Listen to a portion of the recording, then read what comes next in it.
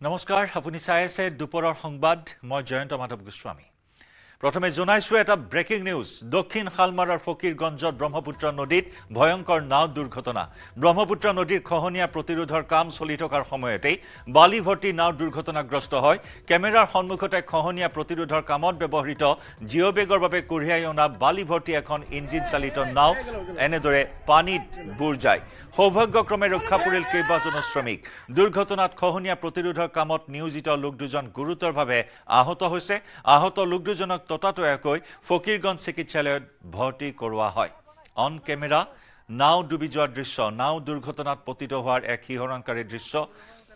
এয়া দক্ষিণ শালমাৰাৰ ফকিৰগঞ্জত ব্ৰহ্মপুত্ৰ নদীত সংঘটিত হৈছে এই ভয়ংকৰ নাও দুৰ্ঘটনা ব্ৰহ্মপুত্ৰ নদীৰ খহনীয়া প্ৰতিৰোধৰ কাম চলি থকাৰ সময়তে বালি ভৰ্তি এই নাওখন দুৰ্ঘটনাগ্ৰস্ত হয় আৰু চকুৰ সন্মুখতে নাওখন সম্পূৰ্ণৰূপে পানীত ডুব যায় কথম্পি ৰক্ষা পৰে শ্ৰমিক কেইজনে সাতুৰি শ্ৰমিক কেজনে নিজৰ প্ৰাণ ৰক্ষা কৰিবলৈ সক্ষম হয় সম্পূৰ্ণৰূপে বুৰ গল এখন প্ৰকাণ্ড নাও অন কেমেৰা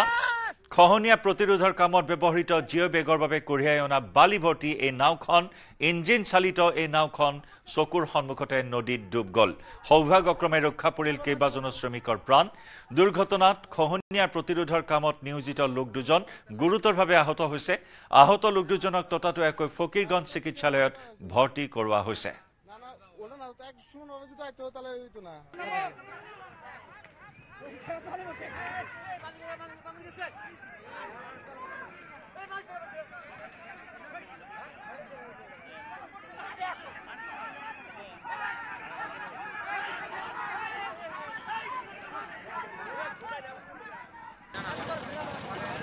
আজি এই মুহূৰ্তত ফকিৰগঞ্জত এক ভয়ংকৰ নৌকা দুৰ্ঘটনা সংঘটিত হৈছে ফকিৰগঞ্জৰ হামিদাবাদৰ ওচৰত যি ব্ৰহ্মপুত্ৰ গড়খহনীয়া পাৰ্মানেণ্ট প্ৰটেকশ্যনৰ কাম কৰি আছে এই কামত নিয়োজিত নৌকাবোৰ বালি কৰোৱা নৌকাবোৰ এই মুহূৰ্তত এখন দুৰ্ঘটনা সংঘটিত হয় নৌকা দুৰ্ঘটনা সংঘটিত হোৱাৰ পিছত নৌকাৰ ডুব যোৱাৰ লগে লগেই নৌকাৰ পৰা লেবাৰবোৰ জঁপিয়াই তেওঁলোকে সাঁতুৰি ওপৰত উঠিছে যদিও এজন লেবাৰৰ অৱস্থা সংকটজনক তেওঁক উন্নত চিকিৎসাৰ বাবে ফকিৰগঞ্জ মডেল হস্পিটেললৈ লৈ গৈছে আমি সকলোৱে মহান আল্লাহৰ ওচৰত দোৱা কৰিম তেওঁ যাতে অতি সোনকালে সুস্থ হৈ উঠে আমাৰ স্থানীয় সংবাদদাতা শহীদুল হকৰ সৈতে সংযুক্ত হৈছো শহীদুল এই দুৰ্ঘটনাৰ শেহতীয়া খবৰ জানিব বিচাৰিম কি কাৰণত দুৰ্ঘটনাত পতিত হল বালি ভৰ্তি ইঞ্জিন চালিত নাওখন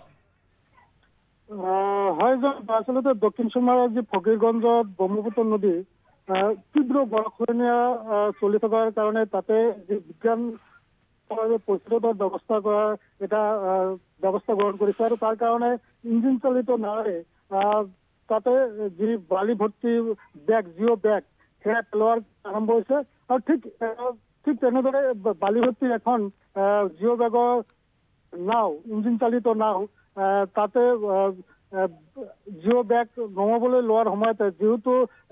নদীৰ পানীৰ যি খৰস্ৰোতা যাৰ কাৰণে যেতিয়া জিঅ' বেগটো নদীত পেলোৱাৰ সময়তে এই নাওখন ডুবি যায় আৰু তাতে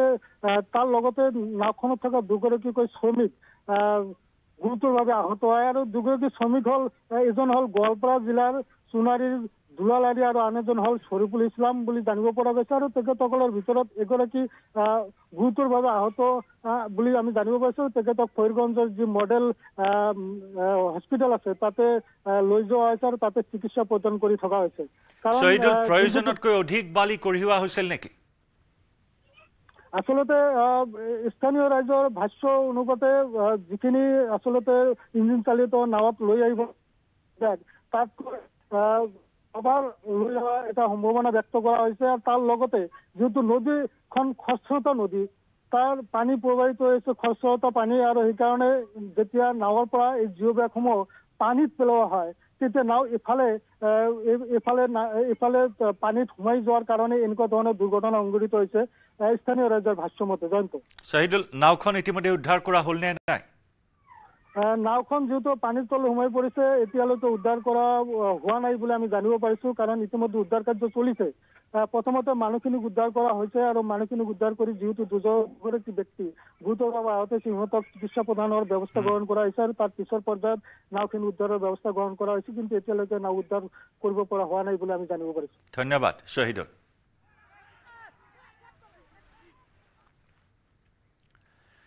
এজাক বৰষুণতে মহানগৰীত ভয়ংকৰ ভূমিস্খলন কইনাধৰাৰ উদয়নগৰ সংযোগী পথত ভূমিস্খলন পাহাৰৰ মাটি খহি বন্ধ হ'ল পথ নিশা অহা এজাক বৰষুণতে পাহাৰৰ মাটি খহি বন্ধ হৈ পৰিল পথ পুৱাই প্ৰশাসনে মাটি আঁতৰাই মুকলি কৰে পথছোৱা এজাক বৰষুণতে মহানগৰীত ভয়ংকৰ ৰূপ ধাৰণ কৰিছে ভূমিস্খলনে কইনাধৰাৰ উদয়নগৰ সংযোগী পথত ভূমিস্খলনৰ ঘটনা পাহাৰৰ মাটি খহি বন্ধ হৈ পৰে এই পথছোৱা নিশা অহা এজাক বৰষুণত পাহাৰৰ মাটি এনেদৰে হুৰাহুৰে খহি পৰিল আৰু এই পথটো বন্ধ হৈ পৰাত যাতায়াত বহু সময় ধৰি বন্ধ হৈ পৰে আজি পুৱাৰ ভাগত প্ৰশাসনে মাটি আঁতৰাই পুনৰ পথছোৱা মুকলি কৰে এতিয়াও সুচল ৰূপে যাতায়াত আৰম্ভ কৰিব পৰা নাই কিছু জটিলতাৰ সন্মুখীন হৈছে যাতায়াতৰ ক্ষেত্ৰত এতিয়াও পথচাৰীসকলে বা যাত্ৰীসকলে মাটি আঁতৰোৱাৰ কাম এতিয়াও চলাই আছে প্ৰশাসনে সতীৰ্থ সাংবাদিক উৎপল হালৰ সৈতে সংযুক্ত হৈছো উৎপল বৰ্তমান পথছোৱা মুকলি কৰা হ'ল নে নাই সম্পূৰ্ণৰূপে হৈছে জয়ন্ত প্ৰথমতে উল্লেখ কৰিব বিচাৰিম যে এয়া এক প্ৰকাৰ ভূমিস্খলন বুলি ক'ব নোৱাৰি ঠিক যেহেতু কইনাধৰাৰ যিখন 1 নম্বৰ গেষ্ট হাউচ পূৰ্বৰ মুখ্যমন্ত্ৰীগৰাকী তাত আছিলে তৰুণ গগৈ ডাঙৰীয়া সেই পাহাৰখন নতুনকৈ খনন কৰি গেষ্ট হাউচ কৰা হৈছিল আৰু গেষ্ট হাউচৰ বাবে দুটাকৈ ৰাজপথ মুকলি কৰিছিলে যিটো দ্বিতীয় ৰাজপথ খনন কৰিছিলে তাৰ কিছু যিসমূহ ৰঙামাটি ওলাইছিলে ৰঙামাটিসমূহ এটা নিৰ্দিষ্ট স্থানত আবদ্ধ কৰি থৈ দিছিলে যোৱাকালি নিশাৰ ভাগত যি মুখলধাৰ বৰষুণ আহিছিলে বৰষুণৰ ফলত সেই মাটিখিনিহে খহি আহিছে অৰ্থাৎ লেণ্ডশ্লাইড বুলি ক'লে ক'ব পাৰি যে পাহাৰ খহি আহে কিন্তু পাহাৰ ঠিক খহি অহা নাই সেইসমূহে যিসমূহ তাত জব্দ কৰি ৰখা হৈছিলে বা মজুত কৰি ৰাখিছিলে সেই মাটিখিনিয়ে খহি আহিছিলে আৰু খহি আহি ৰাজপথত পৰিছিলে উদয়নগৰ ৰাজপথত যিটোৰে ৰাজীৱ গান্ধী পথছোৱা হওক বা খানাপাৰাৰ কইনাধৰা গোটেইখিনি সংলগ্ন কৰিব পাৰি ৰাতিপুৱাৰ ভাগৰে পৰা যি ধৰণৰ জিএমচি আৰু জিএমডি বিভাগ আছে তেখেতসকলে ৰাজপথছোৱা মুকলি কৰাৰ বাবে চেষ্টা কৰিছিলে আৰু এতিয়া সম্পূৰ্ণৰূপে ৰাজপথছোৱা মুকলি হৈ গৈছে এই মুহূৰ্তত উল্লেখ কৰিছো যে খানাপাৰা যি উদয়নগৰ আছে আৰু ৰাজীৱ গান্ধী পথছোৱা সংযোগ কৰা যি মূল পথছোৱা আছে এই পথছোৱাতে সেই মাটিখিনি খহি আহি পৰিছিলে গণেশ মন্দিৰৰ সমীপতে আৰু ৰাতিপুৱাৰ ভাগৰে পৰা জিএমচি আৰু জিএমডি এৰ বিষয়ববীয়াসকলে নিৰ্মাণকাৰী প্ৰতিষ্ঠানে যি দ্বিতীয়টো ৰাজপথ বনাইছিলে সেই নিৰ্মাণকাৰী প্ৰতিষ্ঠানে এইসমূহ সাফ কৰি দিছে বা ৰাস্তাটো মুকলি কৰি দিয়া পৰিলক্ষিত হৈছিলে কিন্তু ৰাতিপুৱাৰ ভাগত কিছু যান-জঁটে হওক বা পথচাৰীসকল আহা কৰাত কিছু অসুবিধাৰ সন্মুখীন হৈছিলে এতিয়া কিন্তু তেনে ধৰণৰ অসুবিধাৰ সন্মুখীন হোৱা নাই ৰাজপথ সম্পূৰ্ণৰূপে মুকলি কৰি দিয়া হৈছে আৰু এই গোটেই কথাখিনি উল্লেখ কৰিছে যে কইনাধৰা যিটো গেষ্ট হাউচ আছিলে পূৰ্বৰ প্ৰাক্তন মুখ্যমন্ত্ৰী তৰুণ গগৈ যি স্থানত আছিলে কইনাধৰা পাহাৰৰ সেই পাহাৰৰ দ্বিতীয় এটা ৰাস্তা বনাই থকা হৈছিলে সেই ৰাস্তাৰ পৰা মাটিসমূহ এটা নিৰ্দিষ্ট স্থানত ষ্টক কৰা হৈছিলে সেই ষ্টকৰ পৰা সেই মাটিখিনি খহি আহিছে পাহাৰ খনন হোৱা নাই সেই কথা কিন্তু পুনৰ উল্লেখ কৰিব বিচাৰিছো জয়ন্ত এতিয়া উদয়নগৰৰ পৰা যি মূল পথছোৱা ৰাজীৱ গান্ধী পথছোৱা আছে পথছোৱা এতিয়া সম্পূৰ্ণৰূপে মুকলি হৈ গৈছে কিন্তু কোনো লোকৰে ক্ষতি সাধন হোৱা নাই সেই কথা কিন্তু এই মুহূৰ্তত জনাই দিছো ধন্যবাদ উৎপল বোকাজান মহকুমাৰ নাম্বৰ নদী চাহ বাগিচাত চাঞ্চল্যকৰ হত্যাকাণ্ডৰ ৰহস্য ভেদ হত্যাকাণ্ডৰ 24 ঘণ্টাৰ ভিতৰতে আৰক্ষীয়ে গ্ৰেপ্তাৰ কৰিছে 3 হত্যাকাৰীক আৰক্ষীৰ জালত 3 হত্যাকাৰী ক্ৰমে হীৰেন নাৰ্জাৰী যোগেশ্বৰ প্ৰজা আৰু কৃষ্ণ খাৰিয়া অন্ধবিশ্বাসৰ বশৱৰ্তী হৈ কৰিছিল দম্পতীক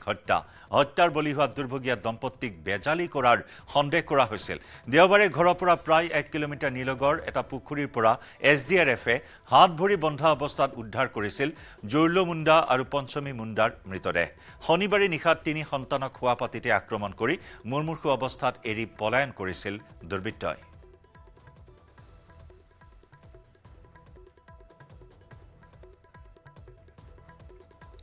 আমাৰ স্থানীয় সংবাদদাতা সুদীপ্ত বৰাৰ সৈতে সংযুক্ত হৈছো সুদীপ্ত এই নাৰকীয় বৰ্বৰ কাণ্ডৰ শেহতীয়া আৰু কি খবৰ আছে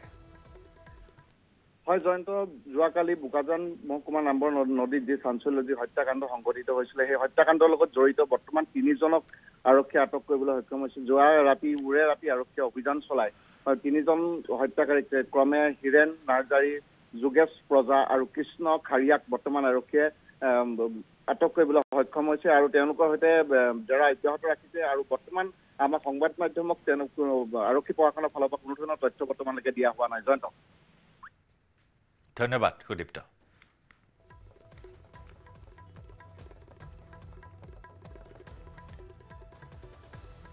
অন্ধবিশ্বাসৰ বশৱৰ্তী হৈ এই নৃশংস নাৰকীয় কাণ্ড সংঘটিত কৰিলে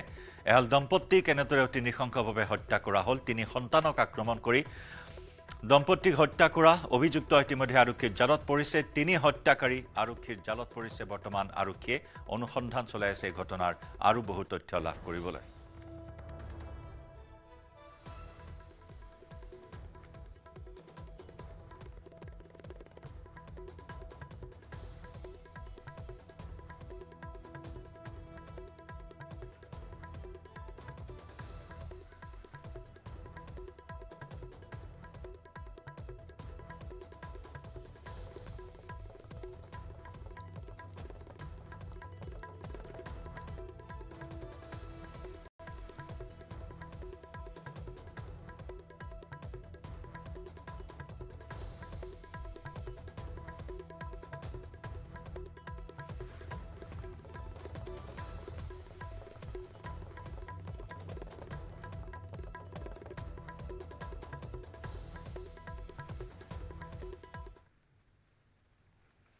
পঞ্চায়ত নিৰ্বাচনৰ দিন যিমানে চমু চাপি আহিছে সিমানে পঞ্চায়তে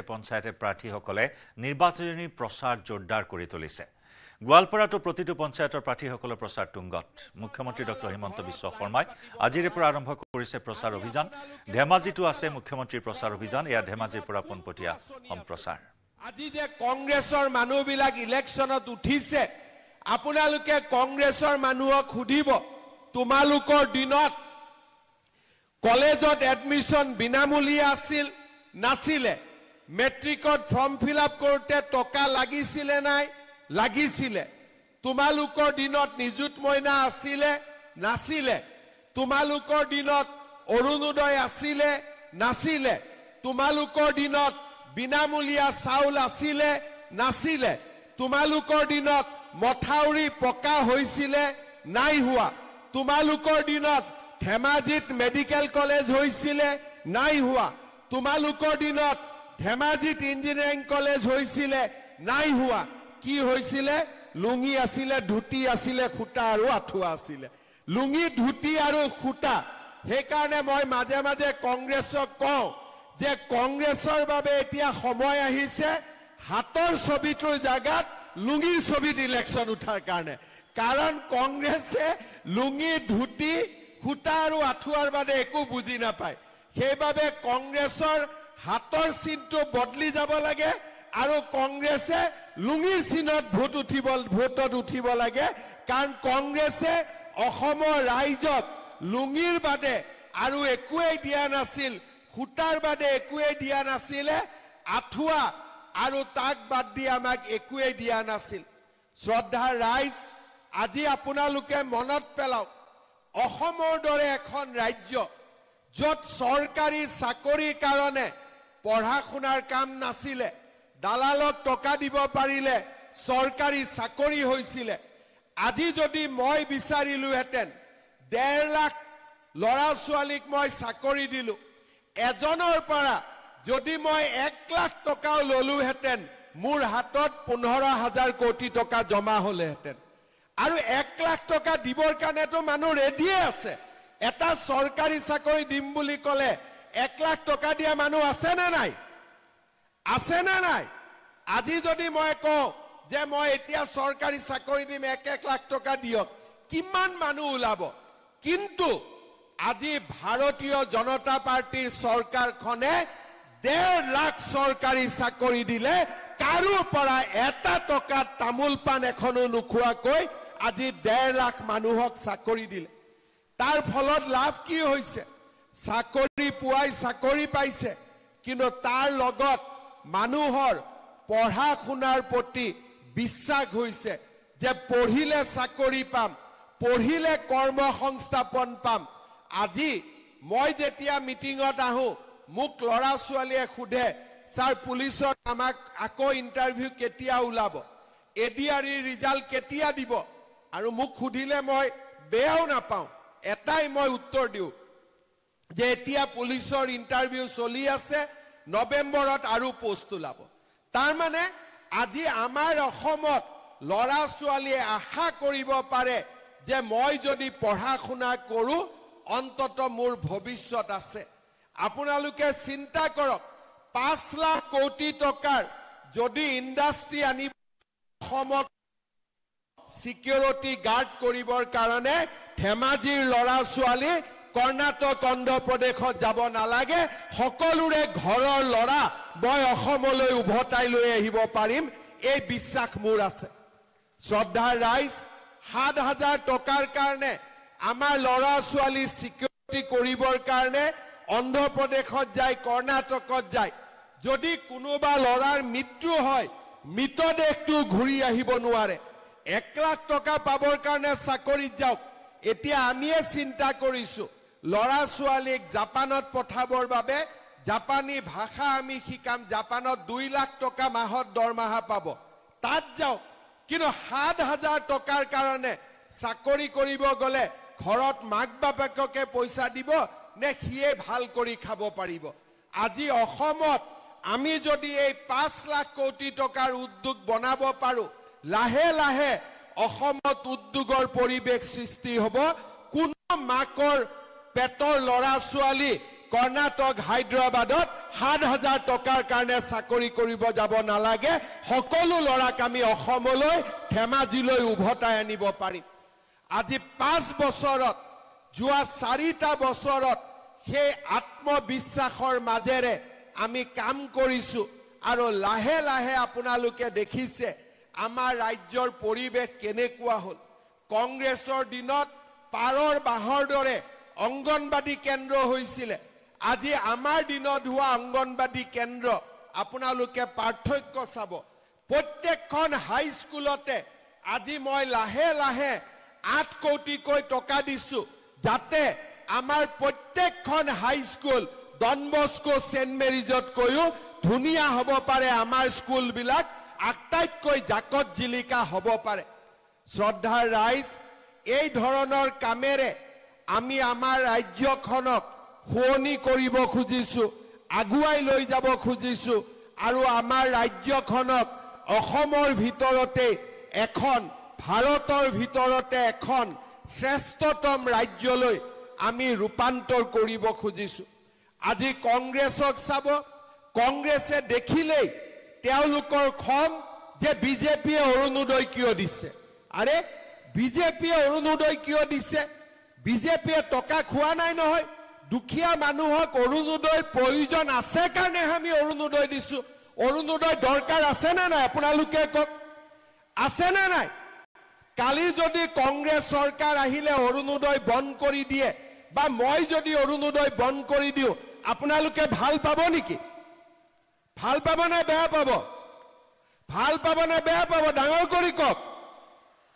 আপোনালোকে বেয়া পাব কিয় বেয়া পাব কংগ্ৰেছে বুজি নাপায় দুখীয়া মানুহৰ কাৰণে আজি এই 1250 টকাটোৱে দুখীয়া মানুহক কিমান সহায় কৰিছে শ্ৰদ্ধাৰ ৰাইজ 2019 চনত আমি 830 টকা দি আমি 22 লাখ পৰিয়ালক অৰুণোদয় আঁচনি দিছিলো এতিয়া আপোনালোকৰ মাজত ফৰ্ম ফিল আপ হৈ আছে এতিয়া আমি অৰুণোদয় আঁচনি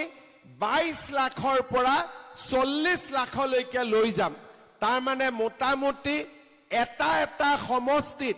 40,000 পৰিয়ালে অৰুণোদয় আঁচনি লাভ কৰিব মোক ভুৱন পেগু ৰনোজ পেগু ডাঙৰীয়াই কৈছে যে আমাৰ গোটেইখিনি হৈ গৈছে আৰু 3-4 হাজাৰ যদি বেছিকৈ অৰুণোদয় পাও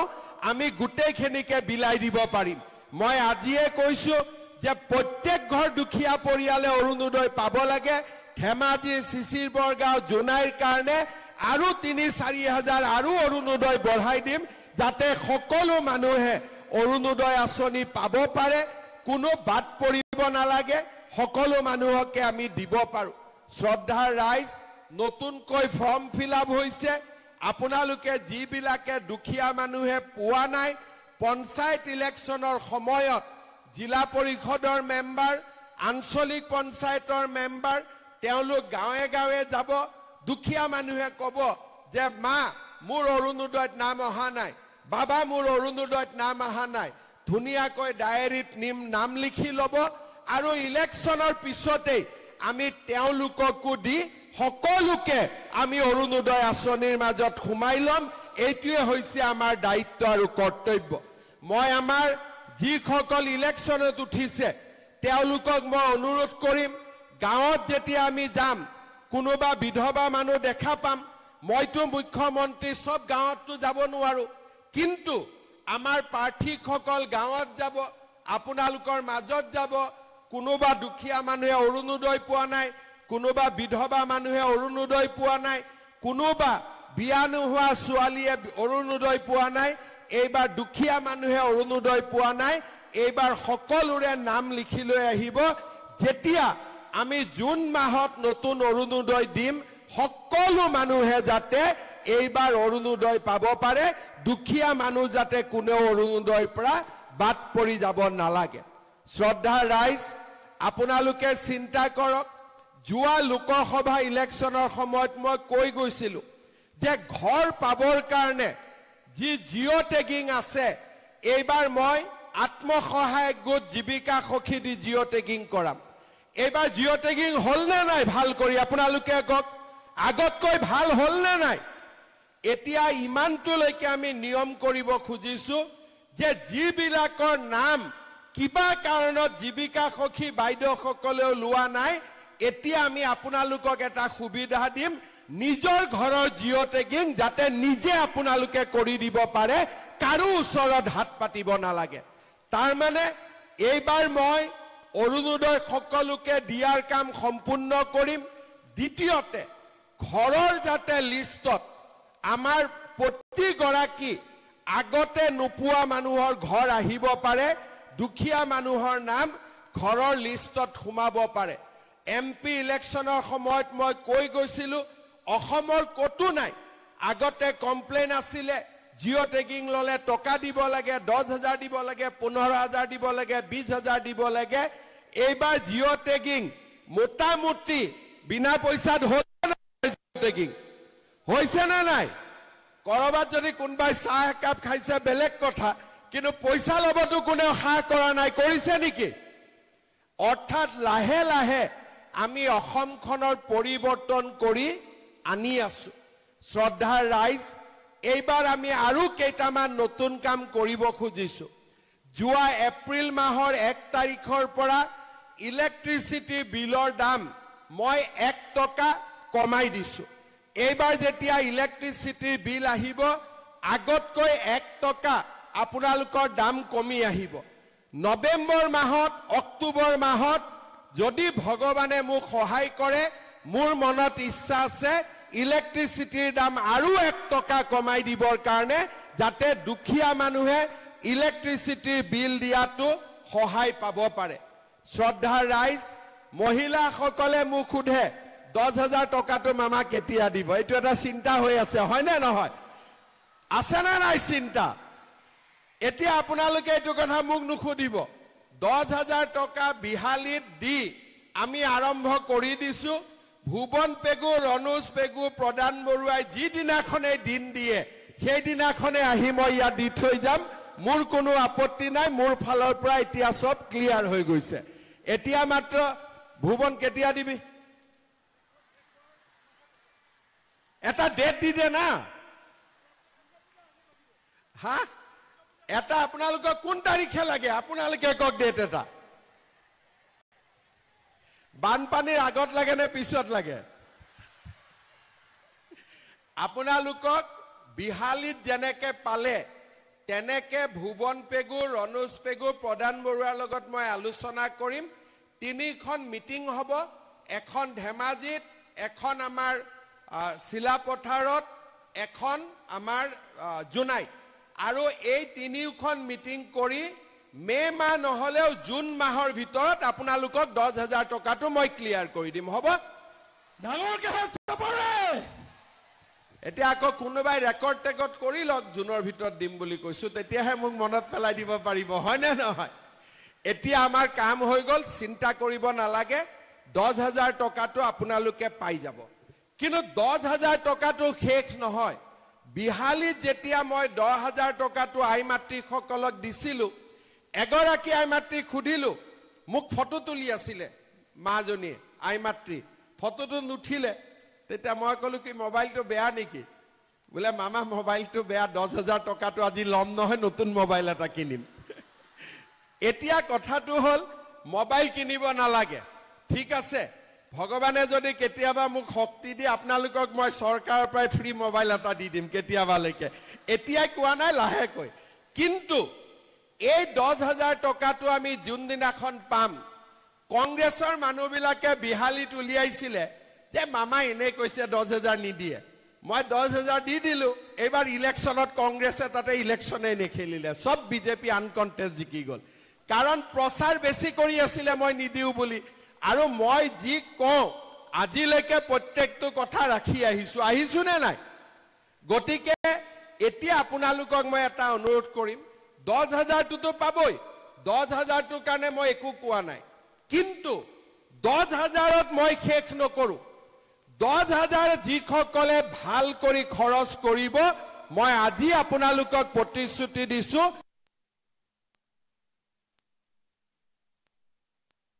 টকাটো খালি আপোনালোক খৰচ নকৰিব স্বামীৰ ব্যৱসায়ত খৰচ কৰক, গাহৰি পালন কৰক, গৰু পালন কৰক, কিবা এটা উপাৰ্জনমূলক কামত খৰচ কৰিব।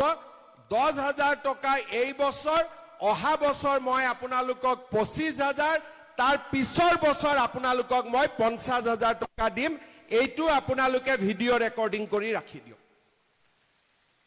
ভিডিঅ' ৰেকৰ্ডিং কৰি ৰাখি দিয়ক, সেইটোও দিম। এতিয়া মই আৰু কেইটামান আঁচনি দিব খুজিছো, আপোনালোকে জানি ভাল পাব যে আমাৰ অসমত যেতিয়া প্ৰথম ৰেচন কাৰ্ডখন ওলাইছিলে, তেতিয়া ৰেচন কাৰ্ডত চাউল আছিলে, আমি দামেদি কিনিব লাগিছিল। তাৰ পিছত আমাৰ ৰেচন কাৰ্ডত আমি বিনা পইচাত চাউল পালো। এইবাৰৰ পৰা আমি নিয়ম কৰিলো যে যাৰ ৰেচন কাৰ্ড থাকিব,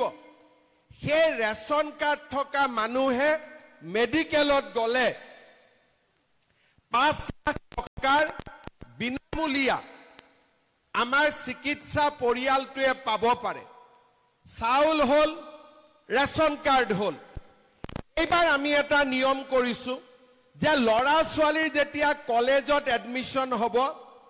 এইবাৰ আপোনালোকে চাৰ্টিফিকেট বিচাৰি গাঁওবুঢ়াৰ ঘৰত যাব নালাগে, ৰেচন কাৰ্ডখন দেখুৱালে প্ৰিন্সিপালে বিনামূলীয়া এডমিশ্যন কৰি দিব, আৰু কাৰো ঘৰত চাৰ্টিফিকেট বিচাৰিব নালাগে। ৰণোজ দা অৰ্ডাৰটো দি দিব আজি যে ৰেচন কাৰ্ড থাকিলে গাঁওবুঢ়া মৌজাদাৰৰ SDOৰ ইনকাম চাৰ্টিফিকেট নালাগে। ভাল হ'ব নে বেয়া হ'ব? অলপ ভাল কৰি হাত চাপৰি বজাই দিয়ক, তেতিয়াহে ৰণোজ দাই বলটো পাব। এতিয়া ৰেচন কাৰ্ডত আমাৰ কি হ'ল? চাউল পালো, আমি অৰুণোদয় পালো। ৰেচন কাৰ্ডত এইবাৰ আমি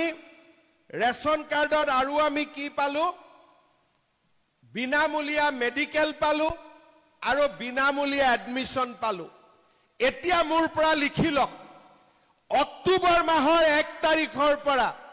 ৰেচন কাৰ্ডত বজাৰতকৈ 30 টকা তলৰ দামত মই আপোনালোকক চেনি আৰু দালি দিম, আৰু 10 টকা কম দামত মই আপোনালোকক নিমখ দিম। তাৰমানে এখন ৰেচন কাৰ্ডে কিমান পোৱালি পাৰিলে? বিনামূলীয়া চাউল হ'ল, বিনামূলীয়া এডমিশ্যন হ'ল, বিনামূলীয়া মেডিকেল হ'ল, আৰু এইবাৰ 3টা নতুন বস্তু গোট খাব, সেইটো হ'ল দালি, চেনি আৰু নিমখ। ভাল হ'ব নে বেয়া হ'ব? অৰুণোদয় 1250 টকা আছেই, মহিলাই 10,000 পালেই, আৰু তাৰ লগত দালি, চাউল আৰু চেনিও সোমাই গ'ল। এতিয়া মোৰ মনটো চিন্তা লাগি আছে যে আই মাতৃসকলক গেছটো বিনা পইচাত দিব পাৰি নেকি?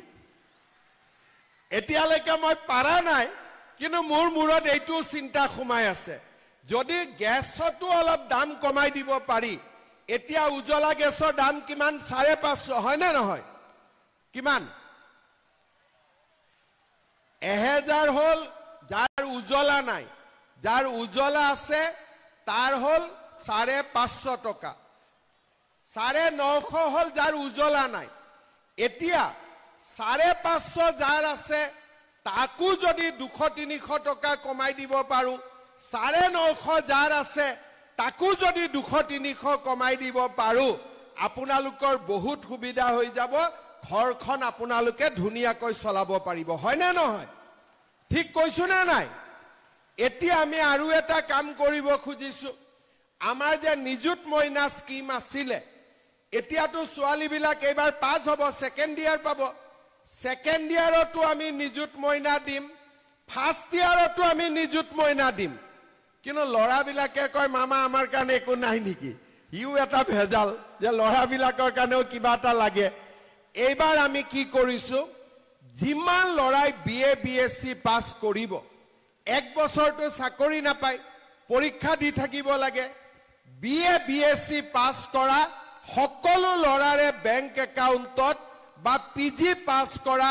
সকলো ল'ৰাৰে বেংক একাউণ্টত মাহত 1 বছৰলৈ আমি 2,500 টকাকৈ জমা দি থাকিম যাতে ল'ৰা ছোৱালীয়ে কিবা নহয় কিবা তেওঁলোকে চাকৰি বাকৰিৰ কাৰণে ইণ্টাৰভিউ দিব যাওঁতে দেউতাক মাকৰ যাতে পইচা খুজিব অন্তত 1 বছৰলৈ নালাগে 1 বছৰ ল'ৰাজনৰ দায়িত্ব মামাই ল'ব ঠিক আছে 1 বছৰ মামাৰ ওপৰত থাকিব ভগৱানে কৰিলে চৰকাৰী চাকৰি ওলাই আছে অসমত ইণ্ডাষ্ট্ৰিও আহি আছে 1 বছৰৰ ভিতৰত ল'ৰাবিলাকৰ কিবা নহয় কিবা এটা লগত আমি কি কৰি আছো নতুনকৈ আৰু এটা আঁচনি আমি আৰম্ভ কৰিছো সেইটো হ'ল যে যিবিলাক লৰাই ব্যৱসায় কৰিব খোজে তেওঁলোককো আমি 2 লাখ টকাকৈ দিয়াৰ আঁচনি লৈছো জোনাই সমষ্টিত ইতিমধ্যে 300 ল'ৰা ছোৱালীয়ে 2 লাখ টকাকৈ পাইছে অক্টোবৰ মাহত আৰু 700 ল'ৰা ছোৱালীক আমি 2 লাখ টকাকৈ দিয়াৰ ব্যৱস্থা কৰিম মোৰ লক্ষ্য হৈছে প্ৰতি বছৰে 4 লাখ ল'ৰা ছোৱালীক আমি 2 লাখ টকাকৈ দি থাকিম বেংকৰ কথা নাই যাতে তেওঁলোকে চাকৰি নাপালেও ব্যৱসায় বাণিজ্য কৰি নিজৰ ভৰিৰ ওপৰত নিজে থিয় দিব পাৰে আপোনালোকে চিন্তা কৰক এফালে মেডিকেল কলেজ এফালে মথাউৰি এফালে ৰাস্তা এফালে স্কুল এফালে মাটিৰ পট্টা এইবিলাক কামৰ লগে লগে ল'ৰা ছোৱালী এডমিশনৰ পৰা অৰুণোদয় আঁচনিৰ পৰা মহিলা উদ্যমিতাৰ পৰা ৰেচন কাৰ্ডত আমি চাউলৰ লগত দালি চেনি নিমখলৈকে আৰু ইলেক্ট্ৰিচিটিৰ দামো 1 টকা কমালো আৰু 1 টকা কমোৱা গেছ চিলিণ্ডাৰ কিনাটো আপোনালোকক সহায় কৰা ইমানবিলাক আঁচনি লুঙি ধুতিতকৈ ভাল নে বেয়া লুঙি ধুতিতকৈ ভাল নে বেয়া আপোনালোকে নিজে চিন্তা কৰক কংগ্ৰেছ চৰকাৰ সিএম যদি মই নহলুহেতেন বা আমাৰ নৰেন্দ্ৰ মোদীৰ যদি চৰকাৰ নাহিলেতেন এতিয়া অসমখন ক'ত থাকিলেহেতেন লুঙি আৰু ধুতিত থাকিলেহেতেন হয় নে নহয় থাকিলেহেতেন নাই কিন্তু আজি আমি অসমখন বিনামূলীয়া চাকৰি 5 লাখ টকাৰ আয়ুষ্মান ভাৰত আজি বিনামূলীয়া চাউল আজি আমাৰ উজ্জ্বলা গেছ প্ৰধানমন্ত্ৰী আৱাস যোজনাৰ ঘৰ মানুহৰ কাৰণে আজি কিমান বিলাক আগবাঢ়ি গৈছে আপোনালোকে মাত্ৰ চিন্তা কৰক আৰু এই 5 বছৰ মইতো প্ৰথম মুখ্যমন্ত্ৰী হৈছো কথা বাতৰা ইমান ভালকৈ জানাই নাছিলো অহাবাৰ যেতিয়া চৰকাৰ হ'ব এইবাৰ চৰকাৰটো নিত্য নাটিকা অহাবাৰটো পুৰা ড্ৰামা হ'ব পুৰা সিনেমা চলিব আৰু কিমান উন্নতি হ'ব মানুহৰ চিন্তা নোহোৱা হ'ব আমি অসমখনক ভাৰতবৰ্ষৰ 5খন ৰাজ্যৰ ভিতৰত এখন কৰিয়ে এৰিম এইটোৱে হৈছে আমাৰ সংকল্প আজি কোনে কল্পনা কৰিব পাৰিছিল যে আমাৰ ৰাজ্যত এনেকুৱা পৰিৱেশ হ'ব প্ৰধানমন্ত্ৰী ডাঙৰীয়া আহিব এতিয়া 8 ছেপ্টেম্বৰত প্ৰধানমন্ত্ৰী ডাঙৰীয়া আহিব ভূপেন হাজৰিকাৰ জন্ম শতবাৰ্ষিকীৰ বাবে কত কিমান আজি আমাৰ সকলো জাতি জনগোষ্ঠী কাউন্সিল হৈছে জনজাতীয় লোকৰ বাবে কাম হৈছে আজি আমাৰ সকলো জনগোষ্ঠীৰ বাবে কাম হৈছে এই ধেমাজি ঢকুৱাখানাত এসময়ত আহোম মৰাণ মটক চুতীয়া গুৰ্খা কোনেও মাটি কিনিব নোৱাৰিছিল আজি আমি সেই সমস্যা সমাধান কৰিছো আজি প্ৰত্যেকটো যিমান জাতি জনগোষ্ঠীৰ সমস্যা আছিল প্ৰায়বিলাক সমাধানলৈকে আজি আমি লৈ গৈ আছো শ্ৰদ্ধাৰ ৰাইজ এখন শান্তিৰ অসম বিকাশৰ অসম ইয়াত আৰু এতিয়া লুঙি আৰু ধুতিৰ প্ৰয়োজন নাই এই লুঙিৰ মানুহবিলাকক সিধা সিধি বাংলাদেশলৈকে পঠাই দিব লাগে যে লুঙি বিলাব লাগে যদি যা বাংলাদেশত বিলাগৈ আমাক আৰু ইয়াত লুঙি বিলাব নালাগে কংগ্ৰেছ বিলাকক এইটোৱে ক'ব যে তহঁতৰ যদি ইমানে লুঙি পিন্ধোৱাৰ চখ আছে তহঁতি গৈ বাংলাদেশত লুঙি বিলাগৈ ইয়াত আৰু এতিয়া লুঙিৰ কাম নাই ইয়াতে ধুতিৰ কাম নাই আমাক উন্নতি লাগে আমি আগুৱাই যাব লাগে আমি অসমখনক এটা নতুন পৰিৱেশলৈকে লৈ যাব লাগে শ্ৰদ্ধাৰ ৰাইজ এই পঞ্চায়ত ইলেকশ্যনৰ পিছতেই বিধানসভাৰ নিৰ্বাচনৰ পৰিৱেশ আহিব পঞ্চায়ত যেতিয়া ভাল থাকিব MLA আৰু পঞ্চায়তে লগ লাগি এই এটা বছৰ সুন্দৰভাৱে কাম কৰিব ভুৱন পেগু ৰণোজ পেগু প্ৰদান বৰুৱা MP MLA আৰু পঞ্চায়ত যদি বেলেগ পাৰ্টিৰ হয় আমাৰ উন্নতি নহব কাজিয়া পেছাল হ'ব কাম কাজ নহব কিন্তু গোটেইবিলাক যদি নৰেন্দ্ৰ মোদীৰ ৰেলগাড়ীখনত উঠি থাকে সকলোৱে একেলগে ফাৰ্ষ্ট ক্লাছ ৰেলত যাব পাৰিব সেইকাৰণে কোনো বেলেগ পাৰ্টিক ভোট নিদিব কোনো কাৰণতে লুঙি ধুতিক ভোট নিদিব য'তে পদুম ফুল দেখিব তাতে মাৰিব থাপ কৰি য'তে হাতী দেখিব তাতে মাৰিব থাপ কৰি হ'ব আমি খালি এইবাৰ মেচিন নহয় এইবাৰ কাগজত দিব লাগিব কাগজত দিবৰ কাৰণে বেলটত দিবৰ কাৰণে হাতীটোৰ মাজত মাৰিব পদুমৰ মাজত মাৰিব সাইডে সাইডে নামাৰিব নহলে কংগ্ৰেছে ক'ব এইটো আমাকো অলপ মৰম কৰে সেইকাৰণে আমাৰ ফালেও অলপ দিছে বুলি সেইকাৰণে আপোনালোকে 2-3 জনকটো নহব গতিকে কংগ্ৰেছ বিলাককটো ভোট দিলে বেয়াহে হ'ব সেইকাৰণে একদম হাতীটোৰ মাজতে ভোটটো দি দিব হ'ব আৰু পদুমৰ মাজতে ভোট দিবনে নাই আজি আপোনালোকেতো ক্যান্ডিডেট বিলাক জানেই তথাপিতো মই জিলা পৰিষদৰ ক্যান্ডিডেট খিনিক ইয়াত মাতিম এবাৰ মই চিনাকি কৰি দিব খুজিম আমাৰ বৰদলনি জিলা পথাৰ ধেমাজিত খৈমালি বৰদেউৰি দৈমাৰী ক'ত আছে হাত এটা মানুহৰ আশীৰ্বাদ ল'ব লাগে না নাই আশীৰ্বাদ বাইদেউক এটা ডাঙৰ কৰি আশীৰ্বাদ দিয়ক ক'ত আছে কোন জায়গাত কোনটো জায়গা ঠিক আছে হ'ব তাৰ পিছত ধেমাজিত উঠিছে তিলুমণি পেগু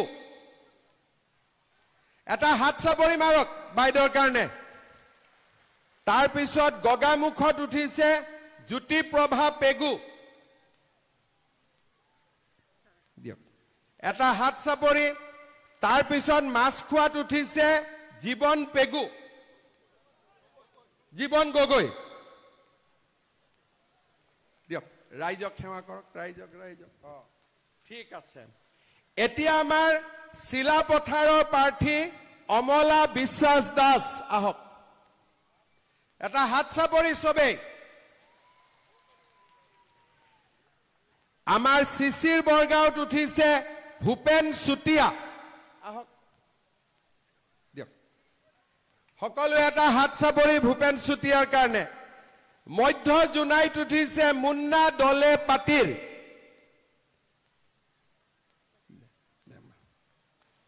দলে পাটিৰ আমাৰ পশ্চিম জোনাইত উঠিছে চানসুমা বসুমতাৰী আহক জিকিবনে নাই ইয়াত ধেমাজিৰ পৰা মুখ্যমন্ত্ৰী ডক্টৰ হিমন্ত বিশ্ব শৰ্মা পঞ্চায়ত নিৰ্বাচনৰ প্ৰচাৰ অভিযানৰ ষ্টাৰ কেম্পেইনাৰ হিচাপে অংশগ্ৰহণ কৰিছে মুখ্যমন্ত্ৰী ডক্টৰ শৰ্মাই গুৱাহাটী ৰেলৱে ষ্টেচনত অঘটন ষ্টেচনৰ সিলিং খহি আহত হল 2 কৰ্মচাৰী আহত মালবিকা পাল আৰু বেলসি নাৰ্জাৰী টিকট কাউণ্টাৰত সংঘটিত হয় এই অঘটন উল্লেখযোগ্য যে এই সন্দৰ্ভত কেইবা মাহ পূৰ্বৰ পৰাই বিভাগীয় কৰ্তৃপক্ষক অৱগত কৰা হৈছিল যদিও কোনো গুৰুত্ব দিয়া নাছিল যাৰ ফলত আজি সিলিং খহি আহত হ'বলগীয়া হল 2 গৰাকীকৈ কৰ্মচাৰী এক্সক্লুসিভ দৃশ্য আমি দেখুৱাইছো এয়া সদাব্যস্ত গুৱাহাটী ৰেলৱে ষ্টেচনৰ সিলিং খহি আহত হল 2 গৰাকীকৈ কৰ্মচাৰী মালবিকা পাল আৰু বেলসি নাৰ্জাৰী নামৰ 2 গৰাকী কৰ্মচাৰী আঘাতপ্ৰাপ্ত হৈছে এয়া হৈছে টিকট কাউণ্টাৰত এই অঘটন সংঘটিত হৈছে কেইবা মাহ পূৰ্বৰে পৰাই এনে ধৰণৰ এটা বিসংগতি ধৰা পৰিছিল অৱগত কৰাৰ পাছতো বিভাগীয় কৰ্তৃপক্ষক অৱগত কৰাৰ পাছতো কোনো গুৰুত্ব দিয়া নাছিল আৰু যাৰ ফলত আজি সিলিং খহি আহত হ'বলগীয়া হল 2 গৰাকী কৰ্মচাৰী কাউন্টাৰ খুলিব গৈছে এইটো টাইমত এইটো সিলিংটো ভাঙি পৰিছে আজি বহুত দিনৰ পৰা অলপ ভাঙিছে ইমান আমি গাত দিয়া নাই যে ঠিক আছে এইটো হৈ যাব কমপ্লেইনটো দিয়াই হৈছে কিন্তু আমি আজি খুলিব গৈছে ডাঙৰ এটা টুকুৰা ভাঙি মোৰ হাততে পৰিছে আৰু বহুত আপোনালোকে দেখাই গৈছে ইয়াতে বহুত ভাঙা টুকুৰাবিলাক পৰি আছে সিহঁতে ইমান লম্বা লাইন আছিলে আমি যেনে তেনে টিকেটবিলাক দি ক্লিয়াৰ কৰিছোঁ নহ'লে বহুত মানুহৰ ট্ৰেইন মিছ হৈ যাব না পেচেঞ্জাৰ ট্ৰেইনত আমি যেনে তেনে টিকেট দিছোঁ আৰু আছোঁ তাইৰো গা ভাল নাই তাইৰো প্ৰেগনেণ্ট হয় তাইৰো এনেই চিটটো অলপ পৰিছে কিন্তু মোৰ গাঁততে পৰিছে এইটো ৰাইট হেণ্ডৰ আগৰ পৰা এইটো বেয়া হৈ আছিলে আগৰ পৰা এইটো পানী পৰি বৰষুণৰ পানী পৰিলেও পানী পৰিয়ে থাকে কণ্টিনিউৱাছলি মানে মেইনটেনেন্স নকৰে নেকি মেইনটেইন হোৱা নাই আপোনালোকে ইয়াৰ আগতে জনাইছিল নেকি এইটো দিয়া আছে কমপ্লেইন কৰা আছে কিমান দিন আগতে কৰিছিলে কৈছে আমিতো আজি 6 মাহ আগৰ পৰা এনেকা পানী পৰি আছে পানী পৰি থাকে আজি বেছিও হৈ গ'ল তেওঁলোকে লোৱা নাছিল আৰু ইয়া ভুক্তভোগী মহিলা কৰ্মচাৰী যি নেকি সোঁহাতত আঘাত পাইছে মহিলাগৰাকীয়ে আনহাতে গৰ্ভৱতী মহিলা কৰ্মচাৰীও আছিল গৰ্ভৱতী মহিলা কৰ্মচাৰীৰো গাত চিটিকি পৰে ভগ্ন টুকুৰা চিলিঙৰ গতিকে এনেকুৱা এটা পৰিস্থিতিৰ সূত্ৰপাত ঘটিল আৰু যাক লৈ কিছু সময় ধৰি স্থবিৰ হৈ পৰিল টিকট কাউণ্টাৰৰ কাম কাজ বহুদিন পূৰ্বৰে পৰাই এই বিসংগতি ধৰা পৰিছিল যদি বিভাগীয় কৰ্তৃপক্ষই গুৰুত্ব নিদিয়াৰ অভিযোগ উত্থাপন হৈছে সতীৰ্থ সাংবাদিক ভাস্কৰ জ্যোতি শইকীয়াৰ সৈতে সংযুক্ত হৈছো ভাস্কৰ শেহতীয়াকৈ আৰু কি খবৰ আছে এই ঘটনাৰ নিশ্চয়কৈ জয়ন্ত ইতিমধ্যে কৈছে যে পল্টন বজাৰ ৰেলৱে আসলতে ষ্টেচনত চিলিং খহি 2 আসলতে মহিলা কৰ্মচাৰী আহত হৈছে আমি সেই খবৰ ইতিমধ্যে আমি সম্প্ৰচাৰ কৰিছোঁ কিন্তু বৰ্তমান সময়ত যদি মই পৰিৱেশ দেখো আসলতে এয়া হৈছে যে পল্টন বজাৰ ৰেলৱে ষ্টেচনৰ পল্টন বজাৰ যি এএছটিচি আছে এএছটিচি সমীপৰ আসলতে ৰেলৱে ষ্টেচনৰ টিকট কাউণ্টাৰ দৃশ্য আৰু ইয়াৰ টিকট কাউণ্টাৰ দৃশ্য যদি ভিতৰতে দেখো তেতিয়াহ'লে নিশ্চয়কৈ দেখা পোৱা যায় যে যি চিলিং আছে চিলিং আসলতে খহি পৰিছে আৰু খহি পৰি পেলাই দুগৰাকী মহিলা কৰ্মচাৰী আহত হৈছে সেই কৰ্মচাৰী দুগৰাকীৰ নাম ইতিমধ্যে কৈছো মালবিকা পাল আৰু বেলচি নাৰ্জাৰ ইতিমধ্যে 7 মান বজাতে পুৱা 7 মান বজাতে সংঘটিত হৈছিল এই ঘটনা তাৰ পিছতে আসলে কিছু সময় ধৰি এই টিকেট কাউণ্টাৰটো বন্ধ কৰি দিয়া হৈছিল আৰু তাৰ পিছতে যি প্ৰশাসনৰ লোকসকল আছে প্ৰশাসনৰ লোকসকলক খবৰ দিয়া হৈছিল কিন্তু এটা কথা নিশ্চয় ক'ব লাগিব জয়ন্ত যিহেতু বহু দিনৰ পৰা আসলতে তেওঁলোকে যি বিভাগীয় কৰ্তৃপক্ষ আছে কৰ্তৃপক্ষক জনাইছিল যে এই চিলিঙৰ যি অৱস্থা দুৰৱস্থাৰ কথা আসলতে তেওঁলোকে কৰ্তৃপক্ষক জনাইছিল তাৰ পিছতে কিন্তু বিভাগীয় কৰ্তৃপক্ষই কোনো ধৰণৰ ব্যৱস্থা গ্ৰহণ কৰা নাছিল বৰ্তমান সময়তো কৰ্মৰত অৱস্থাত আসলে মহিলা কেইগৰাকী আছে মহিলা কৰ্মচাৰী কেইগৰাকী আমি তেওঁলোকৰ পৰা যদি সম্ভৱ হয় জানিবলৈ যত্ন কৰিম বাইদেউ কিমান মান সময় হৈছে 7 মান বজাত বুলি শুনিছো 7 মান বজাত হৈছিল আপোনাৰ ঘটনাটো হয় নিশ্চয়কৈ তেওঁলোকে ইতিমধ্যে কৈছে যে 7 মান বজাত ঘটনা সংঘটিত হৈছে আমি যদি ওপৰৰ পৰিৱেশটো দেখাওঁ তেতিয়াহ'লে ওপৰতে বৰ্তমান আসলতে সেই ভগা চিলিঙৰ তলতে তেওঁলোকে কাম কৰিবলগীয়া হৈছে আৰু আনফালে আসলতে প্ৰায় সংখ্যক যিহেতু যাত্ৰী আছে যাত্ৰীসকলে তেওঁলোকৰ টিকেটৰ কাৰণে অপেক্ষা কৰি আছে তেওঁলোকে টিকেট কাউণ্টাৰ সন্মুখত অপেক্ষা কৰি আছে কিন্তু ভিতৰত যিগৰাকী কৰ্মচাৰী আছিল যি দুগৰাকী আহত আসলতে মালবিকা পাল আৰু বেলচি নাৰ্জাৰী আছিল মালবিকা পালৰ বাওঁ হাতত আসলতে সেই যি চিলিং আছিল চিলিং আহি ভাগি পৰিছিল আৰু কেইবা মাহৰ পূৰ্বৰে পৰা কৰ্তৃপক্ষৰ তেওঁলোকে জনাই অহাৰ পিছতো অৱগত কৰাৰ পিছতো কিন্তু কোনো ধৰণৰ গুৰুত্ব প্ৰদান কৰা নাছিল আৰু আজি সেই ঘটনা সংঘটিত হ'ল এক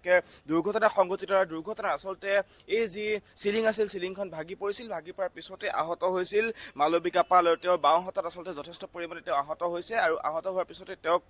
ইতিমধ্যে আমি যিমান দূৰ খবৰ পাইছোঁ আসলতে তেওঁক ওচৰৰ যি হস্পিটেল চিকিৎসালয়লৈ লৈ যোৱা হৈছে কিন্তু এই যি আমি কথা কৈছোঁ যে যি বিভাগীয় কৰ্তৃপক্ষৰ কাণ্ডজ্ঞানহীনতা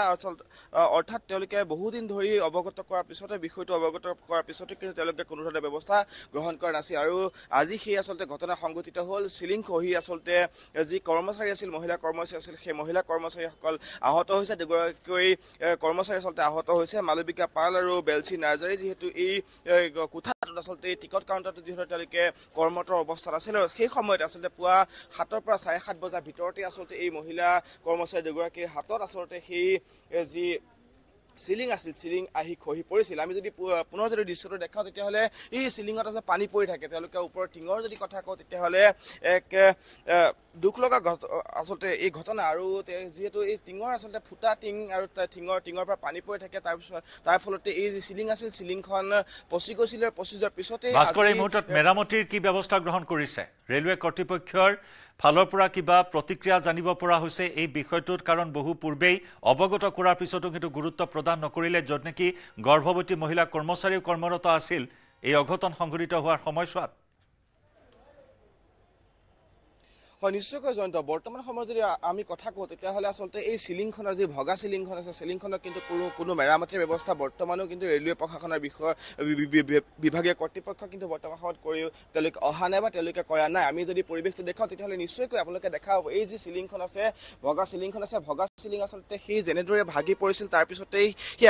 একে অৱস্থাতে বৰ্তমান সময়তো থকা দেখিবলৈ পাইছোঁ আমি সেই পৰিৱেশ ইতিমধ্যে দেখুৱাইছোঁ আৰু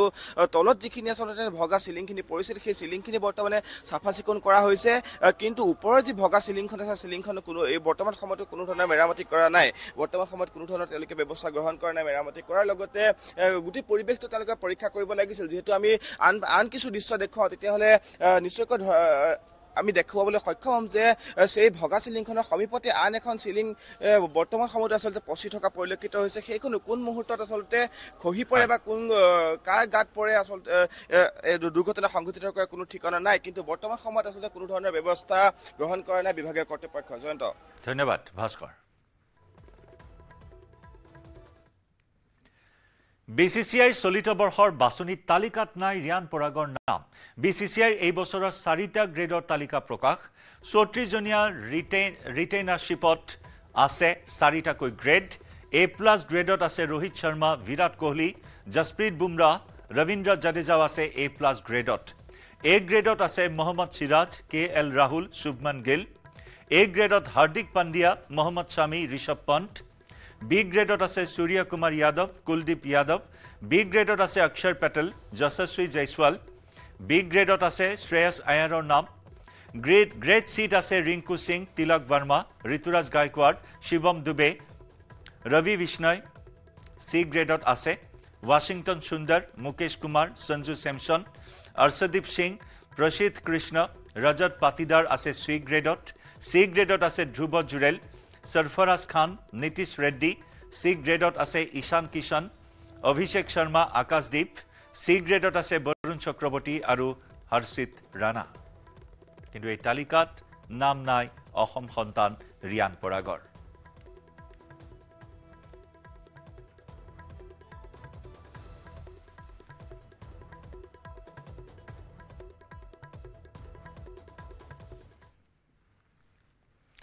ৰঙালী বিহুৰ উৎসাহৰ মাজতে এক ইতিবাচক খবৰ জুবিন গাৰ্গৰ নামত লখিমপুৰৰ ৰঙানদীত হ'ব সংগীত বিশ্ববিদ্যালয় ৰঙানদীত এবছৰৰ ভিতৰতে নিৰ্মাণ হ'ব জুবিন গাৰ্গ সংগীত বিশ্ববিদ্যালয় জুবিনৰ সংগীতানুষ্ঠানৰ মাজতে মঞ্চত এই প্ৰতিশ্ৰুতি প্ৰদান কৰে ৰঙানদী সমষ্টিৰ যুৱ নেতা ঋষিৰাজ হাজৰিকাই ৰঙানদী অঞ্চলৰ লোকশিল্পীৰ বাবে বেচৰকাৰীভাৱে নিৰ্মাণ কৰা হ'ব জুবিন গাৰ্গ সংগীত বিশ্ববিদ্যালয় আৰু এখন জুবিন গাৰ্গৰ নামত হ'ব এখানতে ঋষি আমাৰ মোৰ ভাইটিৰ নিচিনা সি কিবা এটা প্ৰজেক্ট লৈছে মোক আজি ক'লে মই ভাল পালোঁ কথাটো এতিয়া মই কৈছোঁ যে মই ইনভলভ হ'ম আপোনাৰ লগত থাকিম বাকীখিনি সি ক'ব আমি এইবাৰ অসমৰ প্ৰথমখন জুবিন গাৰ্গ সংগীত মহাবিদ্যালয় নহয় বিশ্ববিদ্যালয় কৰিব গৈ আছোঁ ৰঙানদীত আৰু এখন জুবিন গাৰ্গৰ নামত হ'ব আৰু সেইখন সোণাপুৰত হ'ব আৰু এইটো আমি অহা এবছৰৰ ভিতৰত আমি সম্পূৰ্ণ কৰি তুলিম আমাৰ যিসকল ইয়াৰ লোকশিল্পী আছে সেই লোকশিল্পীসকলৰ কাৰণে আমি বেচৰকাৰীভাৱে কৰিম আমি ঠিক আছে সকলোৱে জুবিন দাৰ কাৰণে একবাৰ জোৰদাৰ হাত চাপৰি মই কি হেল্প কৰিব পাৰোঁ মই নাজানো বাট যেতিয়াই লাগে মই থাকিম কথা হ'লেতো মই উৰি ফুৰা মানুহ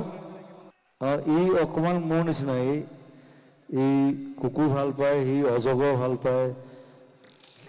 সাপ ভাল পায় খালি বাঘ পোহা নাই বাঘ মই পুহিছোঁ মই পুহিছোঁ বাঘ 2 বছৰ চ' I love you a lot. It's a good project আৰু মই থাকিম মোৰ লগত থাকিম Thank you.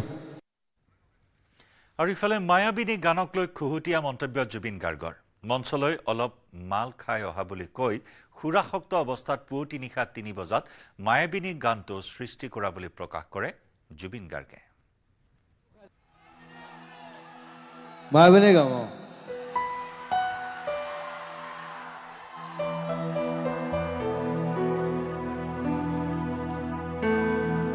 আজি অলপ মালো খাই দিলো এইটো একো নাই বাৰু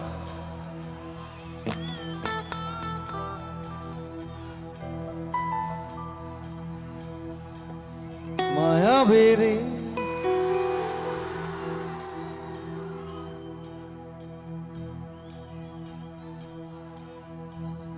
এইটো মালখোৱা গান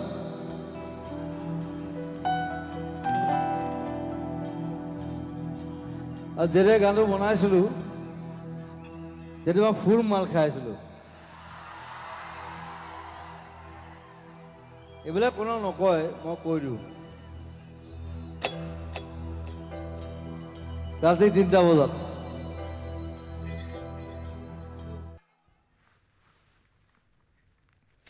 ইফালে গোৱালপাৰাৰ আগিয়াত কণ্ঠশিল্পী মৰ্মিতা মিত্ৰক অশ্লীল ইংগিত মৰ্মিতাৰ অনুষ্ঠান চলি থকাৰ সময়তে এজন দৰ্শকে বেয়া ইংগিত দিয়াৰ অভিযোগ কণ্ঠশিল্পীগৰাকীৰ পিছত খঙত মঞ্চৰ পৰাই শিল্পী মৰ্মিতাই দৰ্শকজনক বেয়া ইংগিত দি কয় যে এনেকুৱা কৰিব নাপায় পিছত আয়োজক সমিতিয়ে লোকজনক বাহিৰলৈ উলিয়াই দিয়ে আপুনি যেতিয়া ইশাৰা কৰি আছে মোৰ কেমেৰাত ৰেকৰ্ড হৈ আছে আপোনাক ষ্টেজত মাতিম নেকি মাতিম আপোনাক ষ্টেজত না পুলিচ মাতিম কোনটো কৰিম আপুনি বেয়া ইংগিত কিয় কৰি আছে আপুনি বেয়া ইংগিত তেতিয়াৰ পৰা কৈ আছে কিয় কৰি আছে মোৰ গোটেই কেমেৰাত ৰেকৰ্ড হৈ আছে টুপি পিন্ধা মানুহ আপোনালোকে মানে গায়ে হাত তুলিব মাৰপিট না কৰিব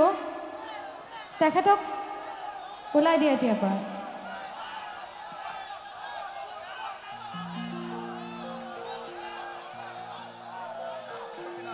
ব্ল্যাক টি-শাৰ্ট পিন্ধা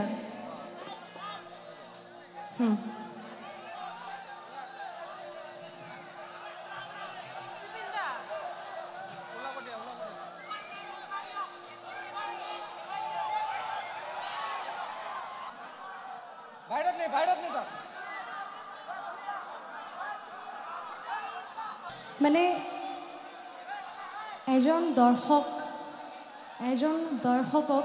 এজন শিল্পীয়ে বহুত মানে শ্ৰদ্ধা কৰি থাকে মৰম কৰি থাকে আৰু এজন দৰ্শকৰ বাবে মই এতিয়াও মানে এইটো ক'ব নোৱাৰোঁ যে কমিটিৰ মানুহ বেয়া মোৰ বাকী দৰ্শকখন বেয়া এইটো কেতিয়াও হ'ব নোৱাৰে মই আপোনালোকৰ সিদ্ধান্তটো গ্ৰহণ কৰিলোঁ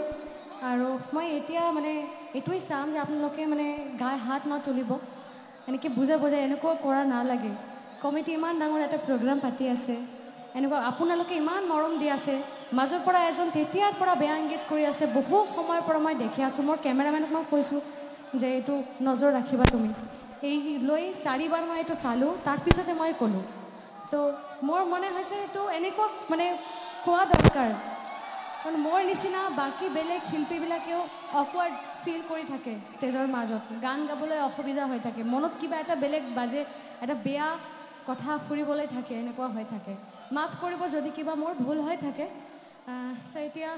এটা বহুত সুন্দৰ বিহুসুৰীয়া গান মই আৰম্ভ কৰিছিলোঁ সেই গানটো আপোনালোকৰ বাবে আৰু ইয়াত জনপ্ৰিয় কণ্ঠশিল্পী মৰ্মিতা মিত্ৰ এনেদৰে এক অনাহুত পৰিস্থিতিৰ সন্মুখীন হ'বলগীয়া হ'ল এগৰাকী দৰ্শকৰ অভব্য আচৰণৰ বাবে আৰু যাৰ বাবে অৱশেষত সেই দৰ্শকজনক বাহিৰলৈ উলিয়াই দিয়া হ'ল আৰু তাৰ পিছতে পুনৰ সংগীতানুষ্ঠানত গীত পৰিৱেশন কৰিলে কণ্ঠশিল্পীগৰাকীয়ে সময় হ'ল দুপৰৰ সংবাদৰ পৰা বিদায় লোৱাৰ